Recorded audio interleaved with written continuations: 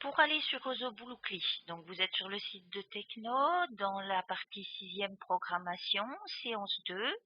Donc vous cliquez sur le lien Osoblookly ou alors directement depuis un moteur de recherche, vous pouvez taper donc Osoblookly, vous arriverez aussi.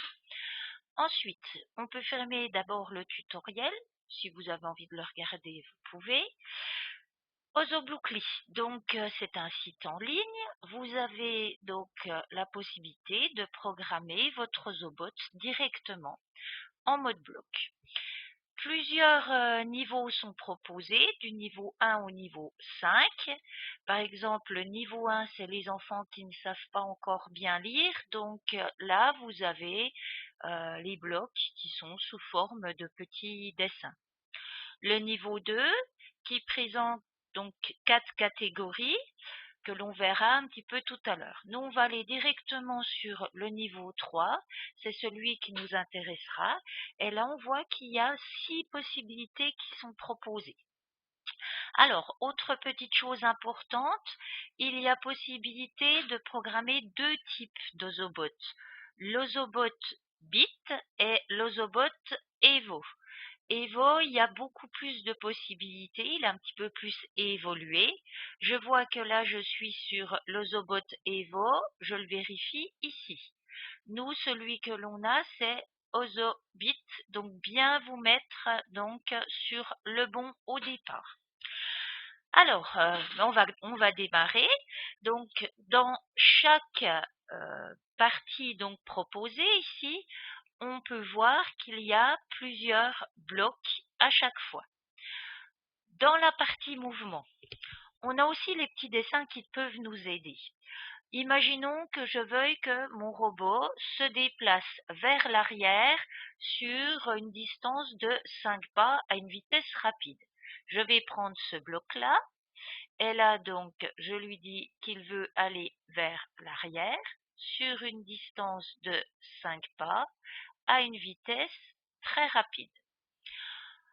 Là, plein de mouvements sont possibles. Par exemple, tiens, on va mettre tourner.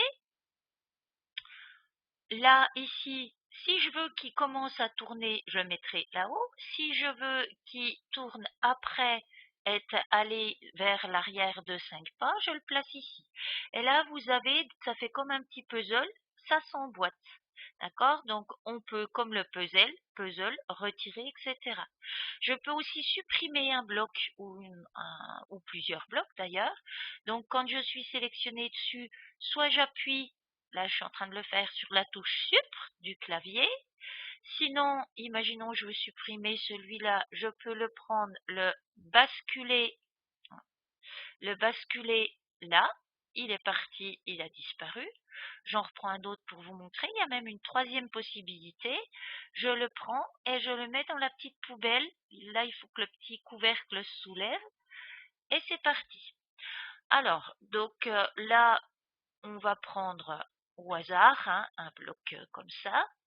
Les lignes de navigation. Donc là, c'est quand vous avez donc des lignes noires ou des lignes de couleur du style, par exemple, un labyrinthe ou un chemin à suivre avec de la logique. Donc là, vous avez possibilité d'utiliser donc suivre la ligne jusqu'à l'intersection ou fin, choisir une direction. Imaginons vous arrivez à une intersection, vous choisissez alors la direction à gauche, à droite ou tout droit. On peut aussi régler la vitesse de suivi de ligne, donc grâce à ce bloc-là. On a des effets de lumière, donc plein de possibilités. Par exemple, si je veux que mon petit Osobot fasse des lumières comme un gyrophare de voiture de police, j'ai mis. Ensuite, si je veux que le robot fasse une petite pause, s'arrête, par exemple, il va faire des zigzags, ensuite là, il va y avoir la lumière, et je veux qu'il s'arrête un petit coup, par exemple 2 secondes, donc là, je peux régler donc le temps d'attente. Ensuite, très important, les blocs logiques. Donc ici, on voit qu'il y a plusieurs blocs de proposés. Par exemple, s'il y a une route à gauche, alors faudra faire ça. S'il y a une route à gauche, il faut faire ça. Sinon, il faut faire autre chose. Par exemple, s'il y a une route à gauche, alors je tourne à gauche. Sinon, je sais pas moi, j'allume le gyrophare. Donc là, il y a plein de possibilités. Imaginons que si j'ai une surface donc de couleur noire, je veux que mon robot fasse le petit programme donc qu'on a fait auparavant. Sinon, si c'est une surface par exemple d'une autre couleur, peu importe la couleur d'ailleurs, je veux que mon petit robot il avance et que il ait une lumière disco. Voilà. Donc là, deux possibilités quand je vais poser donc mon petit robot sur la surface, qui peut être la table par exemple. Si la table elle est noire, alors ce programme-là se fera. Sinon, ce sera celui-ci. Autre chose possible, les boucles, très intéressantes. Par exemple, si je veux que mon petit robot il fasse ici, si jamais ma table ou ma surface n'est pas noire, je veux qu'il avance les petites lumières et que ça se fasse tout le temps. C'est-à-dire que là, le robot, il s'arrêtera uniquement quand il n'aura plus d'énergie. Donc, il faudra le recharger.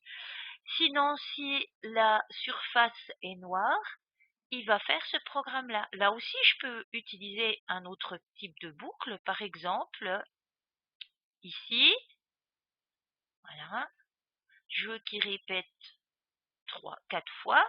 Donc, ceci. Donc, on voit qu'il y a plein de possibilités.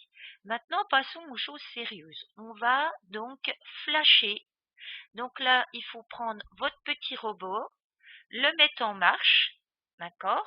Ensuite, vous le posez sur la surface qui est là et vous cliquez, double-cliquez plutôt, sur charger. Au fur et à mesure que ça avance ici, on peut voir que là, il y a des flashs de couleurs et bien vérifier que la petite lumière de votre Ozobot, elle est allumée en vert. Si ce n'est pas le cas, il faudra annuler et recommencer. Éteindre le petit Ozobot et le rallumer, replacer, etc.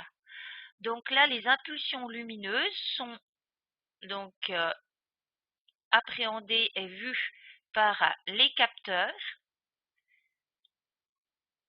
et ce qui permet de charger le programme.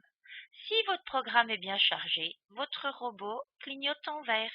Et là, il n'y a plus qu'à faire le travail. Allez, au boulot!